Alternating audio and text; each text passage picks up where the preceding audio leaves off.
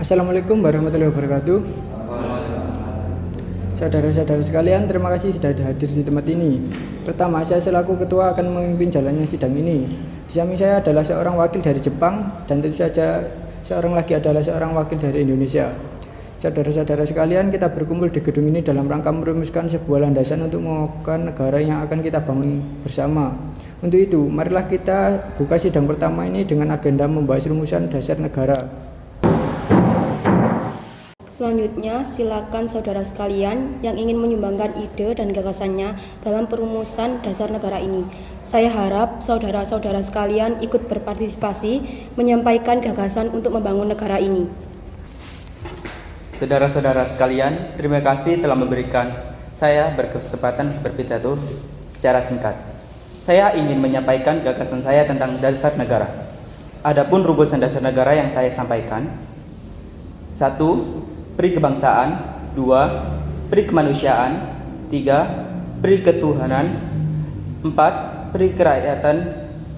5. Kesejahteraan rakyat. Mengapa saya mengatakan seperti ini? Itu karena fondasi dasar negara adalah bangsa, di mana bangsa kita ini peduli kepada sesama yang mencerminkan sikap kemanusiaan. Sikap bangsa kita pula yang menegang teguh toleransi dalam beragama, yang hal ini merupakan pencerminan dari peri ketuhanan, dan juga rakyat kita ini merupakan rakyat yang suka kebersamaan, sehingga hal ini dapat mewujudkan kesejahteraan rakyat. Mungkin ada usulan lain? Saya rasa tidak ada usulan lagi. Baiklah, sidang ini saya tutup dan dilanjutkan esok hari.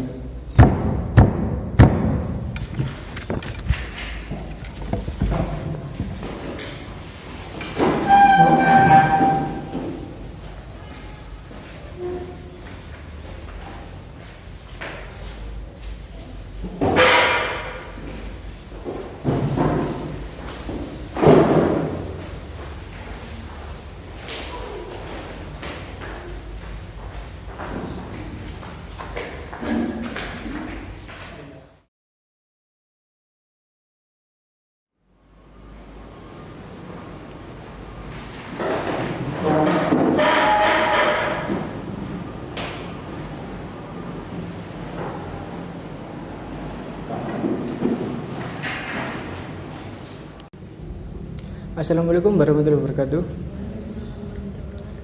Baiklah, langsung kita lanjutkan sidang hari kedua. Selanjutnya, silakan kepada anggota yang lainnya untuk menyampaikan gagasannya.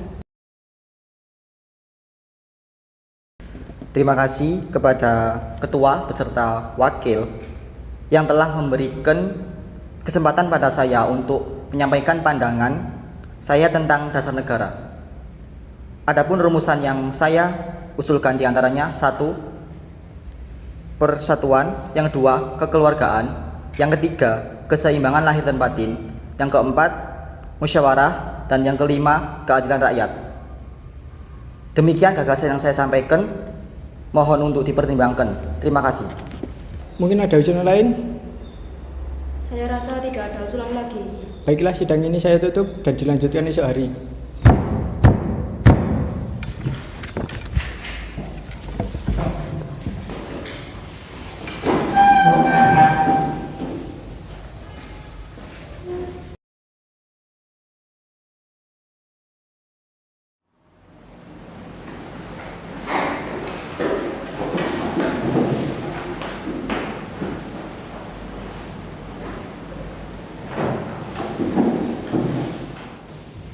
Assalamualaikum warahmatullahi wabarakatuh. Baiklah, langsung kita lanjutkan sidang hari ketiga. Silakan anggota lain untuk menyampaikan gagasan tentang dasar negara. Saudara-saudara sekalian, setelah memikirkan ini semalaman, saya berpendapat bahwa dasar negara kita harus berdasarkan kepada 1. Kebangsaan Indonesia. 2. Internasionalisme atau perikemanusiaan. 3. Mufakat atau demokrasi. 4. Kesejahteraan sosial. Dan 5. Ketuhanan yang berkebudayaan. Saudara-saudara, dasar-dasar telah saya usulkan. Usulannya ada 5. Saya memberi usul untuk memberi nama kelima dasar negara tersebut adalah Pancadharma. Namun nama Pancadharma ternyata tidak tepat di sini karena dharma berarti kewajiban, sedangkan kita membicarakan tentang dasar. Setelah mendapat saran dan petunjuk dari seorang teman kita ahli bahasa, akhirnya saya memberikan nama kelima dasar negara kita ini, yaitu Pancasila. Panca artinya 5 dan sila artinya asas atau dasar. Di atas kelima dasar itulah kita mendirikan negara Indonesia kekal dan abadi. Barangkali ada saudara-saudara yang tidak suka akan bilangan yang 5 itu, saya bisa peras sehingga tinggal 3 saja disebut Trisila: sosionasionalisme, sosiodemokratis, dan ketuhanan. Dan jika saya peras lagi menjadi 1, yaitu sosionasionalisme. Apakah saudara sekalian setuju dengan usulan saya? Silakan kemukakan pendapat Anda. Terima kasih. Itulah rumusan menurut saya. Bagaimana Pak Ketua? Apakah usulan nama Pancasila atau Trisila bisa diterima? Baiklah, silakan kepada para hadirin anggota sidang untuk menyampaikan pendapat tentang usulan nama Pancasila yang disampaikan oleh Pak Insinyur Soekarno. Saya selaku perwakilan dari anggota pada sidang menyatakan setuju dengan nama Pancasila yang diberikan kepada Pak Soekarno. Baiklah, ternyata para anggota sepakat untuk menyetujui pemberian nama dasar negara yang disampaikan oleh Pak Soekarno, yaitu Pancasila. Saya rasa usulan nama yang diberikan Pak Soekarno ada benarnya. Hadirin, ada beberapa yang akan disampaikan oleh wakil dari Jepang. Silakan Mr. Ichi Bangase. Ohayo gozaimasu, selamat siang hadirin. Saya menyaksikan jalannya sidang dari awal hingga akhir dan menyimak beberapa usulan yang telah disampaikan oleh para anggota sidang. Saya hanya ingin menyampaikan setuju dengan usulan tersebut yang selanjutnya akan dipertegas lagi oleh ketua sidang. Hanya itu saja yang ingin saya sampaikan. Terima kasih. Arigatou gozaimasu. Terima kasih kepada Mr. Ichi Bangase yang telah menyampaikan sambutan sebagai perwakilan dari Jepang. Saudara-saudara sekalian, tadi kita sudah menyimak bagaimana pandangan tentang dasar negara yang telah disampaikan oleh Mr. Muhammad Yamin, Dr. Supomo, dan Insinyur Soekarno.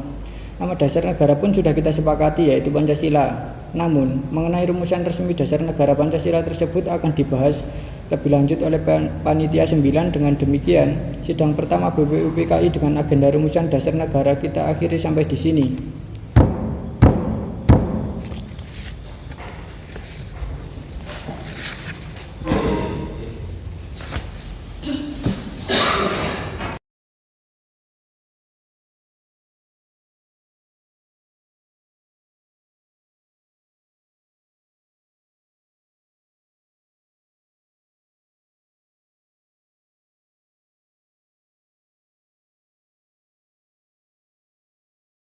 Selamat pagi, salam sejahtera bagi kita semua. Yang terhormat panitia dan anggota-anggota Dr. Junbi Tosaka yang berbahagia. Marilah kita memanjatkan puji syukur kehadiran Tuhan Yang Maha Esa bahwa kita semua dapat hadir di sini tanpa halangan suatu apapun. Saya selaku ketua mengucapkan terima kasih yang sebesar-besarnya atas kehadiran tuan-tuan sekalian. Dengan sambutan pembukaan saya ini, saya umumkan bahwa sidang BPUPKI yang kedua ini resmi dibuka. Sekian sambutan yang dapat saya sampaikan. Bila ada salah dan kurang dari tutur kata saya, mohon maaf. Terima kasih atas perhatian tuan-tuan sekalian. Tuan Ketua, saya di sini akan menyampaikan usulan-usulan yang telah saya terima selaku Ketua Panitia Kecil yang telah dibuat setelah sidang BPUPKI pertama.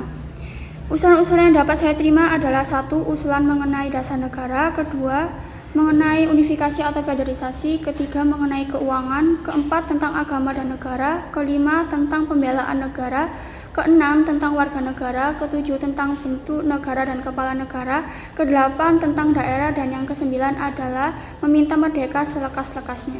Paduka Tuan Ketua, saya juga akan mengumumkan bahwa adanya tambahan anggota baru, yaitu anggota Fatah Hasan, Asikin Nata Negara, Suryo Hadi Jojo, Muhammad Nur Besar, dan Abdul Kafar.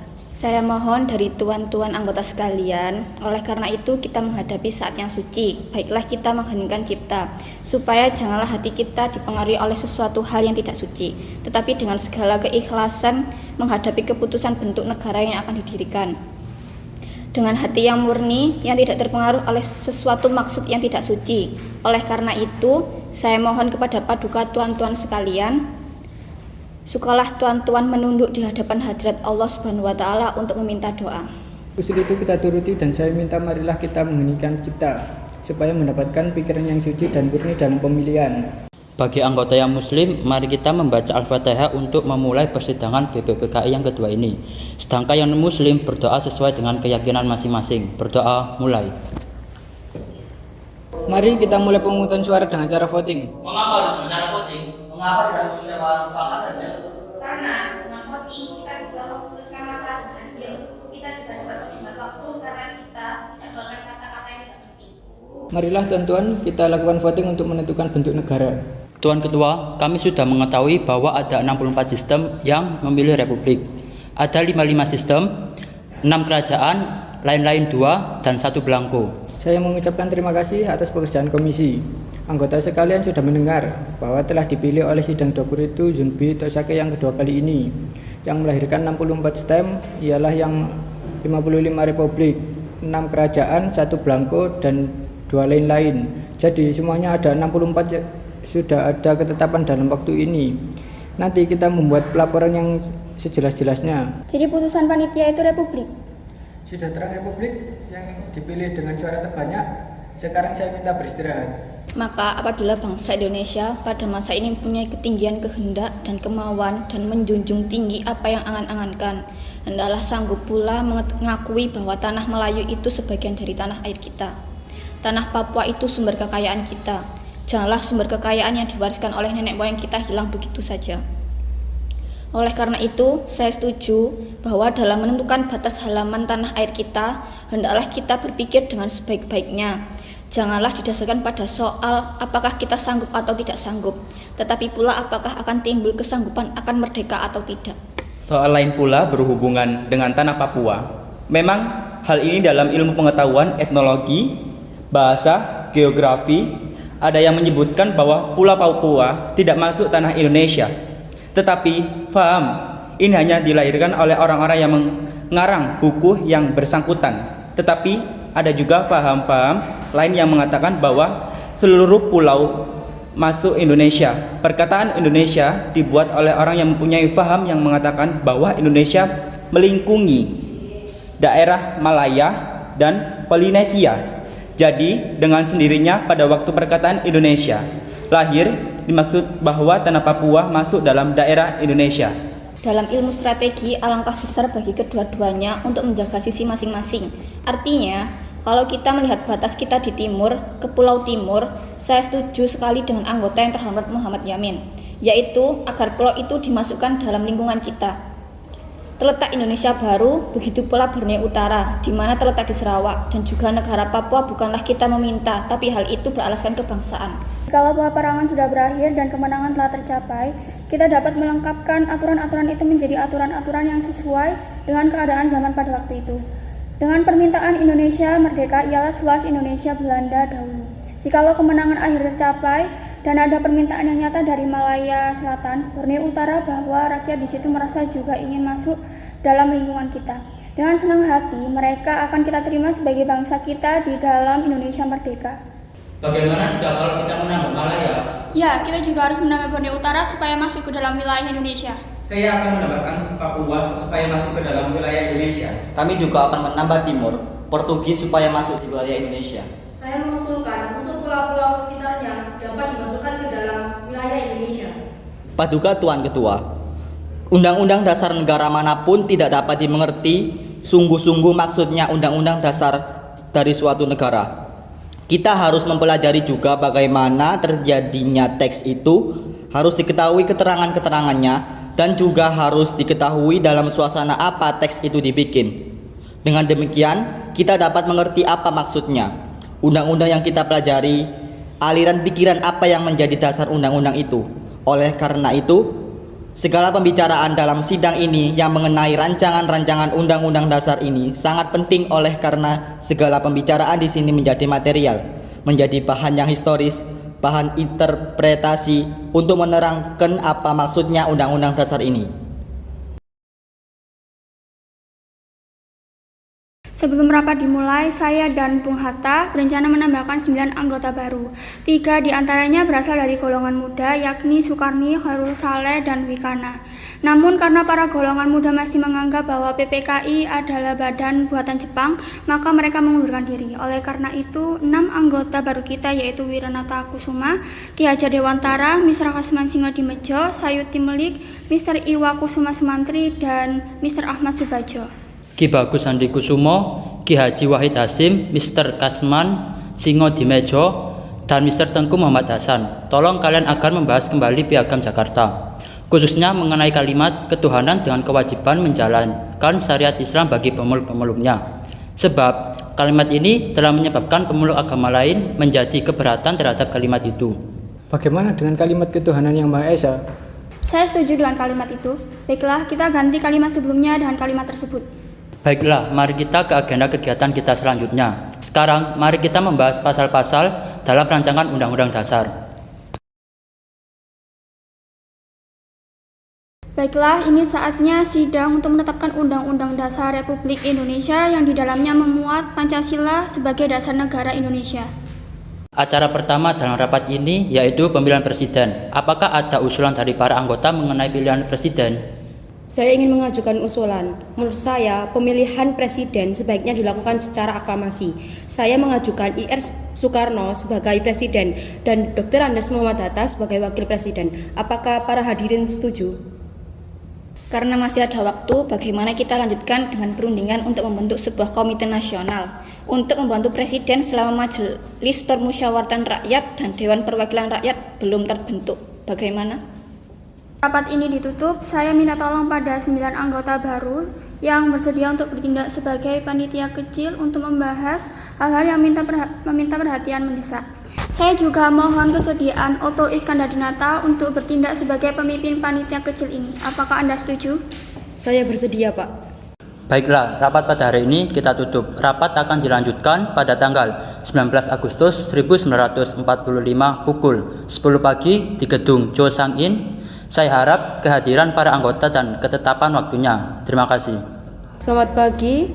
Pada pagi hari ini kita akan membahas hasil kerja panitia kecil. Hasil kerja kami dapat Anda lihat pada selembaran yang telah kami bagikan. Apakah ada yang tidak berkenan? Tidak ada. Baiklah, kalau begitu saya sampaikan hasil kerja yang telah kita sepakati bersama secara garis besar. Pertama, pembagian wilayah Indonesia menjadi 8 provinsi beserta para calon gubernurnya, dengan 2 daerah istimewa yaitu Yogyakarta dan Surakarta. Kedua, pembentukan Komite Nasional Daerah. Selanjutnya, kita akan membahas laporan hasil kerja panitia kecil. Panitia kecil mengusulkan dibentuknya 13 kementerian. Bagaimana? Apakah ada yang tidak berkenan atau ingin menyampaikan pendapatnya? Bagaimana kalau kita membentuk 12 kementerian dengan 1 menteri negara? Itu akan jauh lebih efisien. Saya setuju dengan usulnya, itu akan jauh lebih efisien. Baiklah, maka kita akan membentuk 12 kementerian dengan 1 menteri negara. Selanjutnya, kita akan membahas masalah-masalah kebangsaan.